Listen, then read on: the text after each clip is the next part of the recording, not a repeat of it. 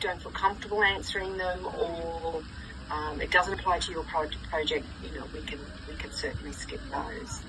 So I understand that your organisation in particular supports children, families and communities in many, many different ways. I've read a lot of interviews from previous students, so I know that there's a lot that you do.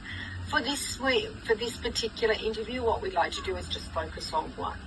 But before we begin, maybe if you can just provide that overview of your organisation, what it's called and what does it do. Sure. So work for Richmond Community Services. So we're a not-for-profit organisation that offers a range of different support services from a range of different funding.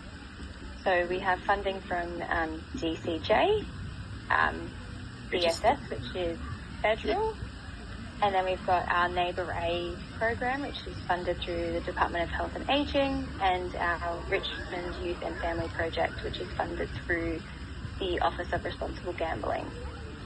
So we have parenting programs and children's activities that we run throughout the terms, and then we have school holiday activities that we've just started mid last year, I think.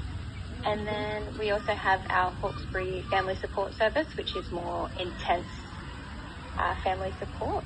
So we will sit with families and do an assessment and then develop a plan and identify needs and areas that need attention or potential referral to other services.